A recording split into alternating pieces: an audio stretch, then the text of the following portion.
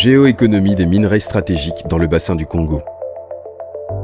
Pour répondre à 5 défis majeurs dans la région, la rédaction de ce livre contribue à répondre à 5 défis majeurs dans la sous-région. Un modèle de croissance extraverti, une faible création d'emplois, faible accès aux infrastructures de base, faible performance du système éducatif, faible performance dans la gestion des finances publiques. Les pays étudiés sont Gabon, Cameroun, Guinée équatoriale, Congo, RDC, RCA et Tchad. L'auteur de ce livre, Cédric Achille Mbang-Mezwi, a fait une revue des minerais critiques et stratégiques des pays les plus industrialisés sur 100 ans. Il s'agit des États-Unis, de l'Europe, de la Chine, de l'Inde, du Japon, du Canada et de l'Australie.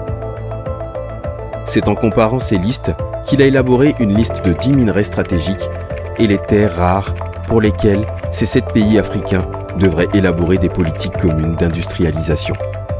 Les minerais de la prospérité partagée, cobalt, cuivre, fer, manganèse, bauxite, or. Le coltan, le lithium, le niobium, le nickel, on pourrait y ajouter les terres rares. On indique que ces pays pourraient intégrer des chaînes de valeur des industries des pays industrialisés dans les industries suivantes. Les 10 minerais stratégiques proposés pour le bassin du Congo permettraient de capter des opportunités industrielles dans divers secteurs comprenant les moteurs et aimants permanents, les industries de santé et pharmaceutique, les technologies digitales et électroniques, la robotique, les batteries, les voitures électriques, l'aéronautique, la défense ou encore la sécurité alimentaire. Cédric Mbang-Mezwi montre qu'en adoptant une approche géoéconomique pour l'exploitation de ces minerais, les 7 pays seraient capables de réaliser les 3 S, sécurité économique, sécurité des territoires et sécurité des personnes. Des grands projets en cours soutiennent cette approche industrielle.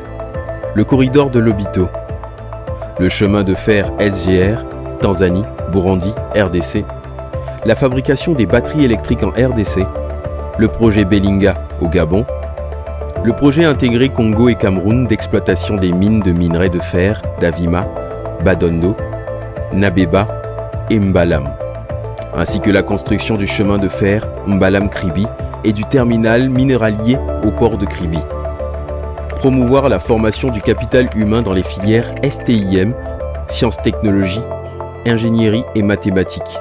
Les formations dans les sciences, les technologies, l'ingénierie et les mathématiques STIM sont au cœur du décollage économique inclusif. C'est ce qui peut permettre de stimuler le développement socio-économique en Afrique. Pour le bassin du Congo, il est attendu l'essor de technologies de centres d'excellence et d'universités capables de soutenir l'essor des startups, de concevoir des drones, de détenir des brevets dans les secteurs clés en partenariat avec les meilleures universités du monde, dans la défense, la robotique, l'énergie, la biotechnologie, l'intelligence artificielle, les matériaux avancés et les domaines clés de la technologie quantique. Il s'agit de développer une chaîne de valeur de savoir dans le bassin du Congo. Les 7 pays pourraient être des champions de la production d'acier. Il faudrait mutualiser des ressources humaines, financières et physiques. Il faudrait un cadre commun d'exploitation des minerais stratégiques. Il faudrait intégrer les chaînes de valeur industrielles internationales. Il apparaît que la fabrication de l'acier et de différentes formes de superalliage présente des opportunités industrielles pour les pays de la région du bassin du Congo. En effet, l'acier est un élément critique des industries et de l'économie en général. Il est essentiel pour la construction de bâtiments, d'automobiles et de nombreuses applications et infrastructures utilisées dans l'économie réelle.